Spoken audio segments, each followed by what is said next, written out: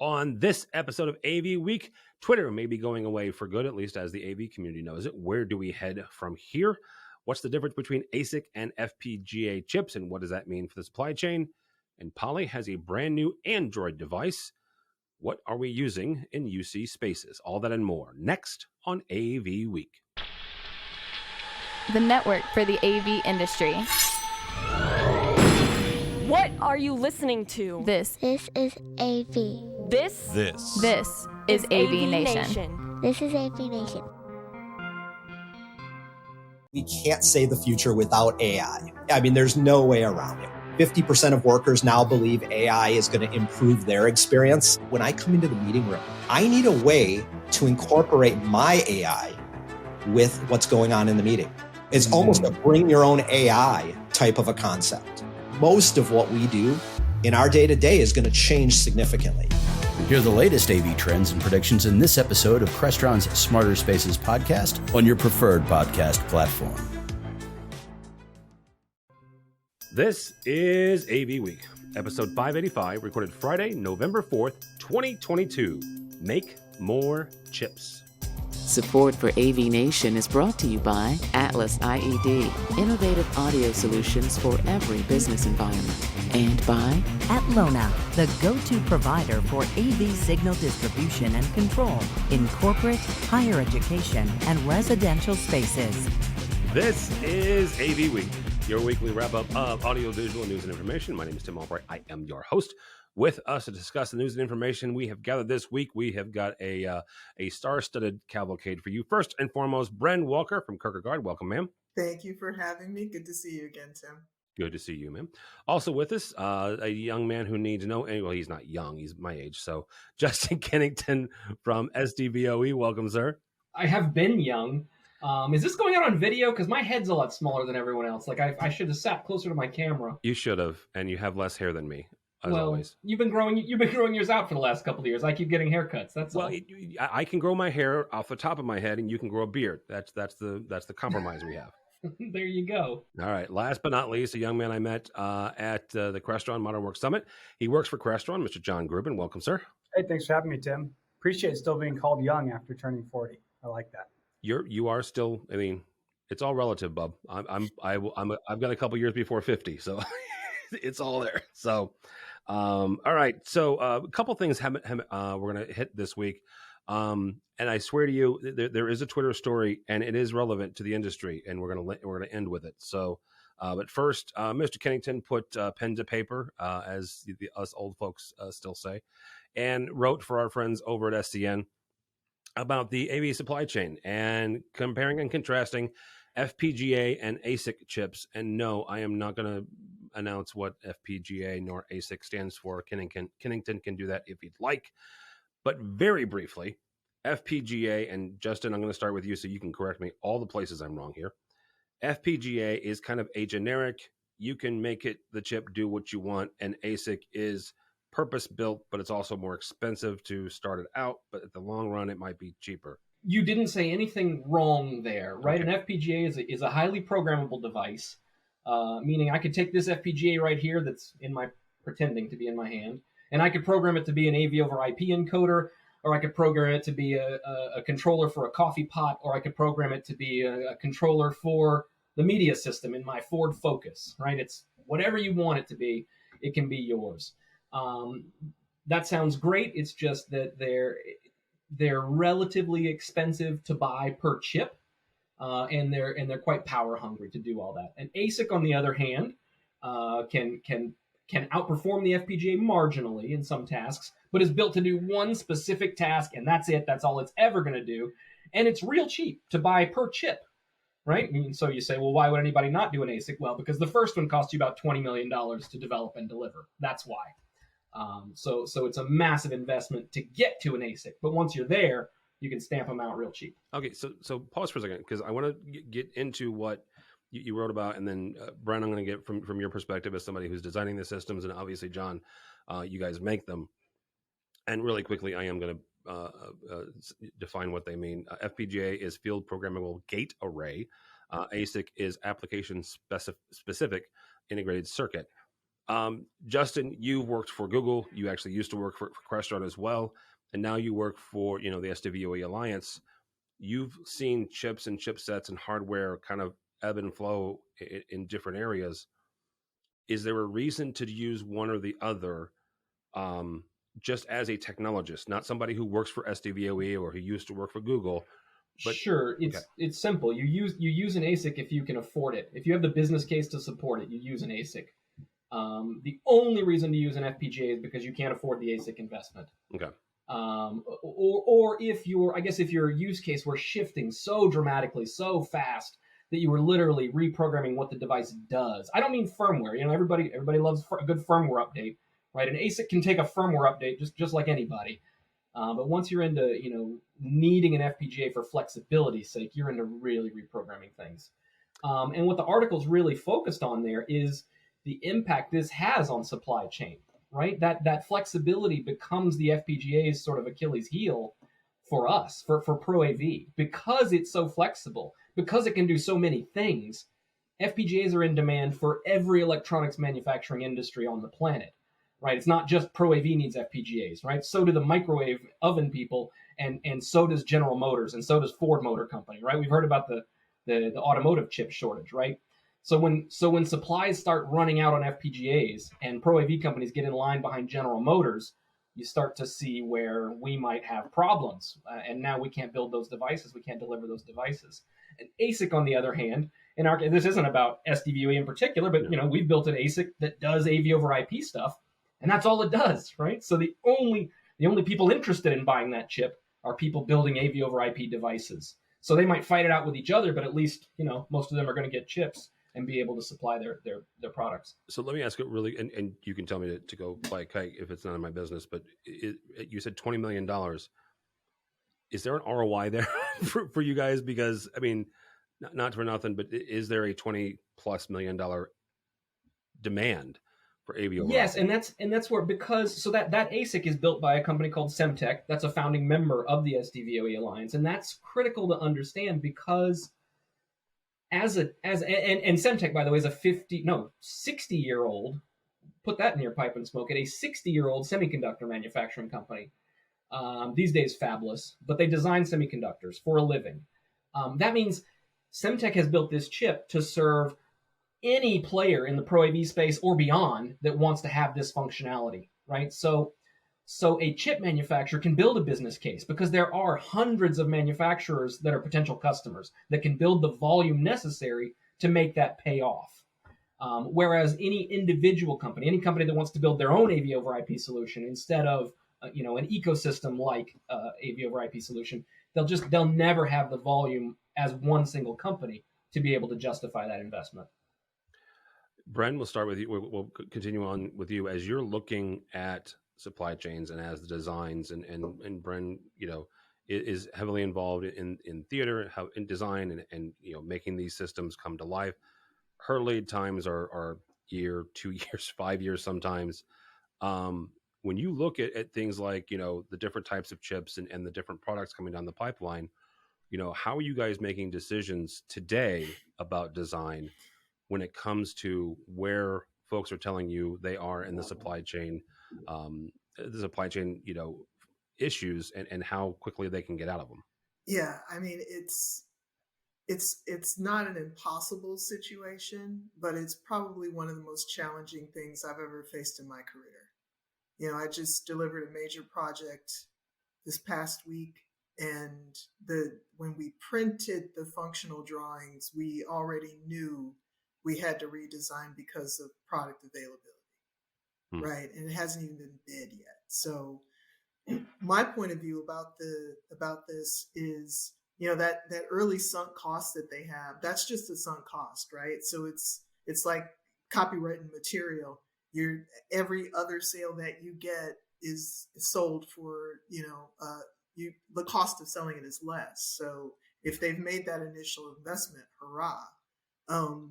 We design systems and not devices. So I am curious about how the difference will change for manufacturers themselves in terms of their design process. And does that mean is there a period of time that manufacturers will need to switch to this chip?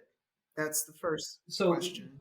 What was cool and lucky for us is that the ASIC that Semtech built became available right at the beginning of 2020, right? And of course, we know that was right at the very beginning of COVID.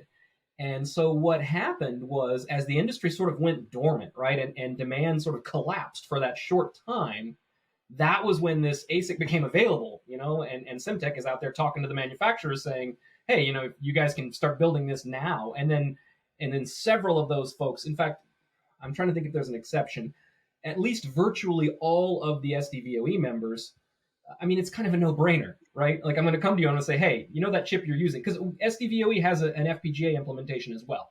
And 6 years ago, 4 years ago, 3 years ago, that's what there was. That's what everyone was building. Yeah. Now, when Semtech's chip sales guy shows up at one of those manufacturers and says, hey, that's a great solution you've got there. I can give you the same functionality to consume less power, and it's cheaper. Do you want to upgrade? Of course, there's engineering work for them to redesign a board to upgrade. But like I said, the luck that happened for us is that a lot of that work went on when demand was dormant. And so now everybody in the SDVOE Alliance is up and flying with the ASIC today. And it's backward compatible to the FPGA versions because it's the same functionality, just on a chip that's better to use. Mm-hmm. I would say that what I really like about it is that that getting in line behind General Motors and Ford and General Electric, that would make it even harder for competition, right? And this to me feels like it will increase. Sorry, John. It will increase competition among manufacturers, which we want to see more of. We want to see people delivering more devices, newer devices. And, when you're in that position where basically you've got one or two choices as a designer, it makes it harder sometimes to even meet the client's budget, let alone sometimes their functionality. So I think anything that increases manufacturer diversity in our field is a good thing, because it also pushes us to do new things and to innovate in terms of the devices. I think it even speaks to sort of maturity as an industry, right? Pro AV has a storied history that probably all of us, certainly myself, have enjoyed, of kind of the, hack it together and just make it go. We'll figure it out. We'll make it perfect tomorrow ethos. But I think, as we move into this bigger world, as we deal with, supply chain issues where the outside world is impacting us, as we're talking about ASICs and FPGAs, like I think the Pro AV industry in the last 5 years has done a lot of growing up. And I think we're starting to see the reflection of that. Yeah. Well, John, I do want to bring you in on this. One of the things that Dan Feldstein said, good Lord, probably about a month or so ago at this town hall that you guys did, was that Crestron is actively looking to work with competitors, quite frankly, right? Folks who sell products that you guys are having some supply chain issues now, and they're inviting dealers to say, hey, Crestron rep, I'm doing this project. This is the stuff from Crestron I can get. This is the stuff that I'm using somebody else. Kind of help me put that together. Beyond that, what else are manufacturers like Crestron and others doing to kind of help us through to get to the other side of this supply chain issue? Certainly. Well, I mean, nothing is off the table on what we are doing. I do want to highlight one of Justin's comments. It is always better to be lucky than good, right? Lucky is a great spot to be, whether it's a dumb bet in a casino or anywhere else. And it's certainly true. Right now, ASICs are generally significantly more available than our AV over IP solution. But what we think is really core is innovation, and that our products get better over time. And we feel that fundamentally the FPGA gives us that ability. We are doing everything under the sun from a manufacturing perspective, bringing in additional manufacturing capacity, really leaving no leaf unturned on the various suppliers where we can get chips from, and fundamentally redesigning our product to accommodate them. So I think nothing's ever as bad as it seems at the time. I think we're going to look back 18 months from now, and it's going to be a much different world, much like the world 18 months ago was a much different world. And so we're going to get through this. I think it's good for the industry. I think a robust Pro AV industry is fantastic and what we all need. Next story comes to us actually from our website, avnation.tv. Poly's award-winning Studio X video bar is, quote unquote, the first Android-based video appliances for Google Meet. One thing I that kind of struck me by this story is and Brian, I'm going to start with you on this. As you're designing systems and you're looking at certain things, Android or iOS or Linux or other OSs that have gotten and been introduced into the AV side, are we comfortable with all of these various ones? Are we, whether that's security, whether that's performance, are we good with all these various flavors of OS, or is there one that we should kind of maybe standardize on? I don't think we should standardize on anything. If we were, I would say Linux. But Okay. I'm an open source girl, and we'll talk more about that later. For us, it largely comes down to what the client feels comfortable with and what their team can support and feels like they want to support.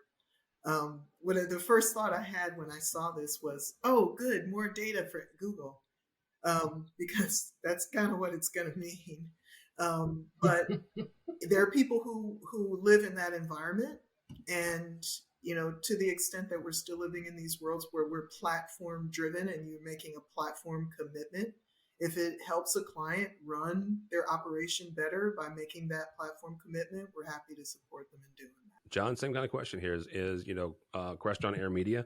I remember a number of years ago, it was generally Wi-Fi over point to point, and now you guys have the ability to come through Miracast, have the ability to come through iOS devices. Does it matter what platform we're using inside these UC spaces? I think it fundamentally starts with that end user and what's important to them. So obviously from a platform perspective, we know that Teams and Zoom and WebEx are kind of the big three. And then Google is kind of the fourth one out there that you don't see typically in the enterprise, but there are some very large enterprises that are on Google, Netflix, for example. And so I think we'll see more devices from many more manufacturers that will meet the demand for Meet. Sorry for the pun there. And I think it's a good thing overall. When it comes to security, a lot of it is up to the enterprise and what their standards are and level of acceptance when it comes to security. A long time ago, Android was a dirty word, and then Android became a very friendly word. So it really depends on the enterprise and what their standards are. All right, Mr. Kennington, you used to work for Google at one point in time. So does it matter like which platform we use, or Brennan and John both said it kind of comes down to the client and what they want to use? Well, of course, it's going to come down to what they want ultimately. But I think we should clear up a way that I think the water is getting a little muddy here. I almost feel like Brennan and John actually got asked two slightly different questions, because there's the issue of what is the UCC platform you're using, right? The Zoom, the Teams, the Google Meet, the WebEx, right? And then what this article seems to be about is, look, here's a Google Meet device that's for the first time based on the Android OS, right? I could have built a Google Meet device on Linux or on Windows or on Mac OS or whatever. So there's two issues here, right? And so I think one of them is more about the user facing, right? What experience do I want them to have? Me, I like Zoom, right? Don't buy me an Android based Google Meet thing. It's going to annoy me. I just like Zoom, right? Meanwhile, your enterprise might have chosen Teams or whatever. That's at the sort of user facing IT AV group level, right? Then there's the back end where security comes into it, and what devices do we want to allow on our network? And now what OS is this thing running to implement whatever experience that is the important question. And there, like I think it was John that touched on, that's going to come down to what are the needs and requirements of your IT group, right? Maybe Android is a bad word at your enterprise, but over at Netflix, that's what they want to run on everything. I have no idea. But what I guess is interesting, although I don't know, I think maybe it's too much choice, but what I guess is interesting is that at least for Google Meet, and I would guess it's true for Zoom at least, probably not Teams, that you can choose an OS independently from the UCC application. Yeah, you could do that in Teams. I'm betting Teams only runs on Windows, but that's just a guess. No. Oh, really? So there you go. So I told you I don't know what I'm talking about. You still invite me on the show. I feel sorry for you. That's why. On the security front, really, is Android any less secure than iOS? I understand why people make their arguments, but at the end of the day, most security problems are human driven and not, software driven. So, and the ones that are software driven are probably some sort of new 0-day exploit. And none of us here can predict which OS is that going to pop out of next, Exactly. So, exactly. You pays your money, you takes your chances. Windows. Sorry. That's my own Mac bias. So can we...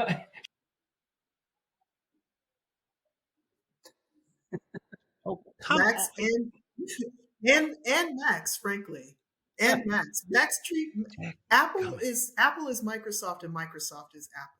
Apple treats you like you're an idiot. Yeah, I understand that argument. My position is I actually really respect the Mac universe. I like it and I recommend it. I don't use it. But that's because there's also if somebody's coming to me to ask what kind of computer should I buy, that says something about them. I don't ask people what kind of computer I should buy. I know what kind of computer I should buy. If somebody's asking me, I think you should get a Mac and they're going to be happy with it. All right. Horses for courses. I'm going to recuse myself. Chanel, man. As I bring up my next story on my Mac. Fast Company, this didn't take long. Twitter advertising could take a hit as global ad giant IPG recommends their clients pause ads on Twitter. This comes in the same week as major players on the platform are deciding that they do not want to be in the same neighborhood as Mr. Musk. I have no issues with Mr. Musk. Please. However, IPG has said to their clients they should probably pause for a moment. The man spent $44 billion with a B for this platform. AVNation is a big believer in Twitter. Quite frankly, 10, 11 years ago when we started the podcast, this is how we got our word out initially, right? So I am not sitting here, ringing the death knell. Do not misunderstand what I'm going to ask. However, we do have to ask the question because there's a large AV tweeps community. There's a large AV community on Twitter. My buddy Chris Netto every single Sunday morning does AV in the AM, right? Hashtag and invites AV professionals from around the world to comment and put in their 2 cents and have a conversation. It's a great platform for that. However, it may very well be going away in any useful sense if all of the naysayers are true. So, John, I admit that we are all, let's just say we're all over 30. How about that? So we're not exactly youngsters here, but I'm still going to ask I'm going to ask the question, what's next? Where should AV as a community go for social media to connect? Well, I think AV is going to go where the rest of the world ends up, right? Twitter was an amazing place to have a conversation, an amazing source of engagement, an amazing source of influence, and a terrible business. So we are going to see what Elon Musk does with that. I was listening to the Prof G podcast, and he talks about how Elon Musk literally lit on fire $33 billion. The true valuation is so much lower. Now, is he going to politically light it on fire as well and completely ruin the product and what it stands for? Or is he going to pull what he did with with Tesla, where they were really down to their last straw, and he completely turned it around and fundamentally changed the world. SpaceX is changing the world. So if you bet on Elon Musk, you're probably safe at Twitter. If he turns into Howard Hughes at the end of his life as a crazy old billionaire, then we'll probably end up, unfortunately, where many of the people you don't follow, but the influencer community ends up, is going to build a market for the right platform. It's not going to be a hole in the wall that only Pro AV is using. All right. Kennington? I heard something. I heard something just this morning on some economist podcast or something about somebody who's working on, and I could never in a million years explain this any better, so don't ask, but they were working on some sort of blockchain-based technology so that an influencer could own their followers. And if that influencer moves from one social network to another, the followers just come with them. Huh. I have no idea if that's true, if that could really work. There's a lot of things that seems like could work on the blockchain that I don't understand at all. So this could be one of them. But I thought that could be a super interesting decoupling to sort of de-platform the platforms, right? Who cares if it's Twitter or the next thing, if it's the influencers that can bring the followers with them. That was cool. I also, just to get back to the top of this, I don't know if I've just become a cynical marketing guy at this point, but come on, who is this? IPG? if I'm sitting in IPG's chair and I'm repping all these big ad buyers, that means I'm doing all their ad buying for them, right? And I'm taking a cut, right? What better way would there be to start negotiating new lower ad rates than to start threatening that we're going to pull all of our clients off of your platform at this moment, right? And then to leak that to Fast Company or whoever they went and told it to, right? Like, I don't really buy any of this. I think they're just trying to get cheaper ad rates. That's what I awfully think. cynical. Well, probably so is the guy that runs IPG, if you want my guess. Probably. I don't know who he or she is, but I bet that's a cynical person too. All right, Brian, we'll let you have the last word on this. Okay, so first of all, I don't bet on Elon Musk. I think that there's a height of arrogance, his purchase of this company, and media companies are not tech companies. And the heart of what drives Twitter is not quote unquote technology. It's community. And he's asocial. I don't see how he can understand. Now, if he wants to compete with Parler, that's probably where he's going to end up in terms of number of users the way he's going. You know, there's rumor that he wants a 50-50 revenue split between people paying for verification and advertising. How many users are going to pay? Right? You know, you're going to lose half the community or more of people who are coming to, you know, AV and the AM if they have to pay to verify. Yeah. That's one point. The other thing is Twitter was already over. I mean, it only matters to people our age. Yeah. You know, we were the generation that kind of uptook with it.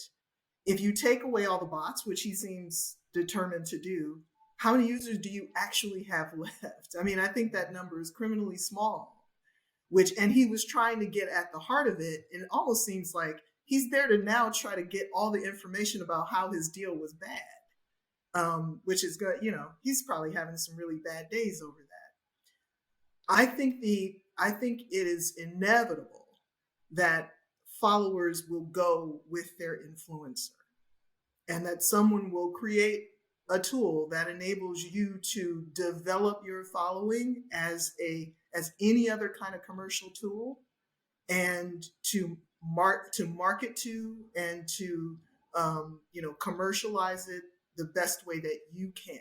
I think that's coming. As for the AV folks, I would say, you know, I would hope that someone would actually choose an open platform and try to set up an AV community on an open platform.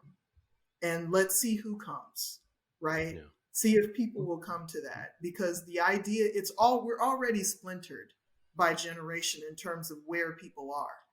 So you're already missing people from AV and the AM who don't do Twitter anymore. Hell, I stopped doing Twitter. I set up a Twitter handle just to go to AV and the AM, you know? I've never had a Twitter account in my life. I should have caveated all my comments with that. Right. And a lot of people don't, and they're not going to. So, and they're not necessarily going to go to the next thing either.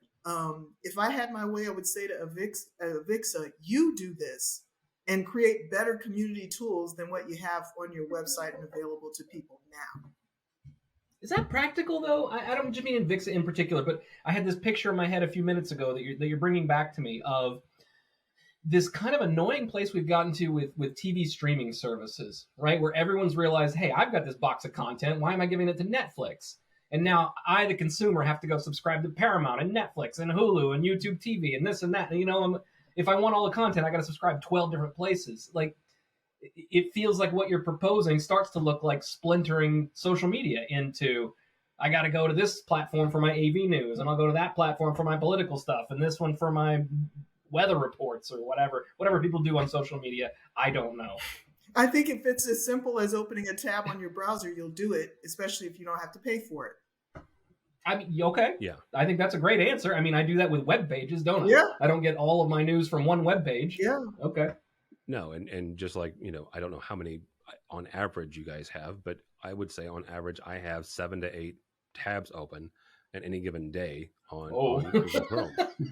I'm going to try and do a count right now. It's got to be 30 on this computer right now. And I've got another computer with different tabs. I closed mine for this so so there wouldn't be too much hogging going on, Really quickly, I did ask some younger folks on the CTI side. Our marketing team has a number of Gen Zers and I'll say late millennials. Yeah, so early 20s, mid 20s.